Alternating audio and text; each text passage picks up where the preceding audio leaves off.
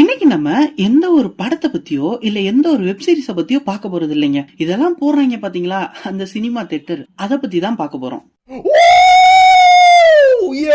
நம்மள நிறைய பேரு எதுக்காக தியேட்டர் போறோம்? ரொம்பவே போர் அடிக்குதுன்னு டைம் ஸ்பெண்ட் பண்றதுக்கா? கிடையாது. இல்லனா ஒரு நல்ல படம், நமக்கு பிடிச்ச படம் ரிலீஸ் ஆயிருக்குன்னு அதை பாக்குறதுக்கா? கிடையாது. அப்புறம் எதுக்கு தாண்டா போறோம் அத சொல்லு அப்படின்னு கேக்குறீங்களா? ஒரு 3 மணி நேரம் நம்மளோட தினசரி வாழ்க்கையில மறந்து இந்த ரியாலிட்டில இருந்து தப்பிக்கிறதுக்காக தியேட்டர் போற ஆளுக தாங்க அதிகம். அதுல நானுமே ஒருத்தன். சோ நீங்களுமே என்னைய மாதிரி ஒரு சினிமா லவர் இருந்தா கண்டிப்பா இந்த வீடியோ ஃபுல்லா பாருங்க, ரொம்பவே இன்ட்ரெஸ்டிங்கா இருக்கும். அப்படியே இந்த மாதிரி நிறைய videos, movie details, movie suggestions பாக்குறதுக்கு நம்ம யோரம் இன்வெஸ்ட் சேனலை சப்ஸ்கிரைப் பண்ணி சப்போர்ட்டும் பண்ணுங்க. அப்பா பிரேக் ஆயிடுச்சு, வா போலாம். 2005 அந்த வருஷத்துல ஏதோ பெரிய புரட்சி ஏற்பட்டிருக்குமோ, இல்ல ஏதாச்சும் பெரிய விஷயம் நடந்திருக்குமோ அப்படின்னு தானே நினைக்கிறீங்க? சொல்றேன், மக்களுக்காக சொல்றேன். அந்த வருஷத்துலதான் நான் ஃபர்ஸ்ட் தியேட்டர்ல போய் படம் பார்த்தேன். அது சாதாரண படம் இல்லைங்க, நம்ம தலைவர் நடிச்ச சந்திரமுகி. நான் மட்டும் இல்ல, நம்மள நிறைய பயல்களுக்கு இந்த சந்திரமுகி தான் ஃபர்ஸ்ட் தியேட்டர் எக்ஸ்பீரியன்ஸா இருக்கும்.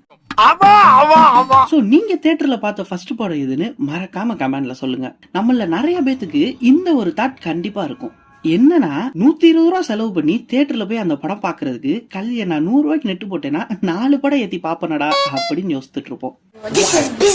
ஆனா நம்ம என்னதான் அவ்வளவு நெட்டு செலவு பண்ணி இந்த 1080 பிக்சல் அந்த குவாலிட்டி இந்த குவாலிட்டின்னு ஹை குவாலிட்டியில நம்ம ஜேம்ஸ் கேமரன் எடுத்த அவதார் படத்தையே ஏத்தி பார்த்தாலும் கூட அது நம்ம பிரபாசனை நடிச்ச ஆதிபுருஷ் படம் பார்த்தப்ப இருந்த ஃபீல் அளவு கூட இருக்காதுன்னு தாங்க சொல்லணும். சரி, நான் செவனே தானா போய்க்கிருந்தேன். ஆனா இதுவே ரொம்பவே சுமாரான ஒரு படம், மொக்க படம் கூட வச்சுக்கோங்களேன். அந்த படத்தை தியேட்டர்ல பார்த்தா கூட ஒரு வாட்டி பாக்குற மாதிரி இருக்கும், ஒரு நல்ல தியேட்டர் எக்ஸ்பீரியன்ஸும் கிடைக்கும். ஆனா நம்ம என்னதான் பால்கனில நடு சீட்டை வாங்கி உட்காந்து பார்த்தாலுமே நமக்கு முன்னாடி சீட்ல இருக்கிறவ ஏதோ சைபர் செக்யூரிட்டியில வேலை பாக்குற மாதிரி எல்லாத்தையும் போன்ல ரெக்கார்ட் பண்ணிக்கிட்டு இருப்பேன். எனக்கு அதுதான் படத்துல ஒரு மைனஸா தெரிஞ்சது. இந்த மாதிரி பிரச்சனையும் இருக்கு. நீங்க நல்லா யோசித்து பாத்தீங்கன்னா உங்களுக்கே தெரியும், நம்மளால சில இடத்துக்கு தனியா போக முடியாது. எடுத்துக்காட்டுக்கு இந்த பீச், விஷால்டி மால், சாரி ஷாப்பிங் மால்,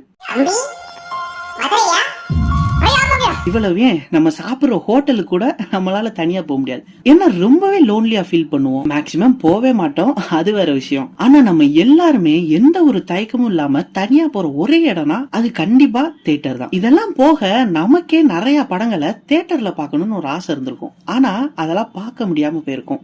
என்னதான் வாரம் டிவிலையும் பென்ட்ரைவ்லயும் நம்ம போட்டு பார்த்தாலும் கூட தியேட்டர்ல பார்க்காம மிஸ் பண்ணிட்டோமே அப்படின்னு ஒரு தாட் ஓடிட்டே தான் இருக்கும். அப்ப நான் பட்ட வேதனை இருக்கே, அந்த வேதனை. அதுக்காகத்தான் இப்ப ரீ ரிலீஸ்ன்ற இந்த ட்ரெண்ட கொண்டு வந்திருக்காங்க. 10 வருஷத்துக்கு முன்னாடி 20 வருஷத்துக்கு முன்னாடி ரிலீஸ் ஆன படங்கள்லாம் இப்ப ரீ ரிலீஸ் பண்றாங்க. ஆனா இப்ப இதுல என்ன பிரச்சனை ஆகி போச்சுன்னா, இது ரீ ரிலீஸா என்னன்னே தெரியாம போயிருது. அங்கிட்டு ஒரு 10 பேர் ஆடிக்கிட்டு இருக்கான், இங்கிட்ட ஒருத்தன் மண்டி போட வச்சு நீ நினைக்கிற மாதிரிலாம் ஒண்ணு இல்ல. அவன் கேர்ள் ஃப்ரெண்டுக்கு ப்ரப்போஸ் பண்ணிட்டு இருக்கான். இங்கிட்ட என்னன்னா திடீர்னு ஒருத்தன் பொந்துக்குள்ள இருந்து பாட்டு முடிஞ்சிருச்சாப்பா, இன்னொரு வாட்டி கேட்போமா அப்படின்னு பேசிக்கிட்டு இருக்கேன். போக போக என்னடா அது ரீ ரிலீஸா இல்ல நம்ம ஊர்ல நடக்கிற ஆடலும் பாடலுமாடா அப்படின்னு அந்த அளவுக்கு யோசிக்க வச்சுட்டாங்க.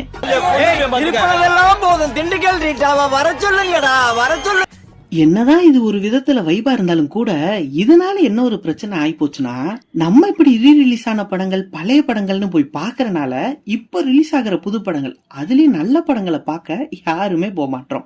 அது காரணம் கலை மீது ஆர்வம் இல்லாதனால எல்லாம் இல்லைங்க, காசு இல்லாதனால.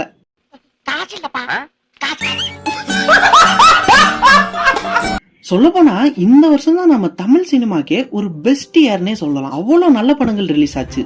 சித்தா, குட் நைட், அயோத்தி, போர் தொழில், இருக்கப்பட்டு, இவ்வளவு ஏன் ட்ரெய்லர்லயே நாங்க நல்ல படம் தாண்டா எடுத்திருக்கோம் அப்படின்னு காமிச்ச ஜிகர்தண்டா XX, இப்படி நிறைய நல்ல படங்கள் நம்ம தமிழ் சினிமாக்கு நல்ல பேர் வாங்கி கொடுத்தாலும் கூட பாக்ஸ் ஆபீஸ்ல இந்த பெரிய பெரிய ஸ்டார்ஸோட கலெக்ஷன்ல பாதி கூட எடுக்கலாம் தாங்க சொல்லணும்.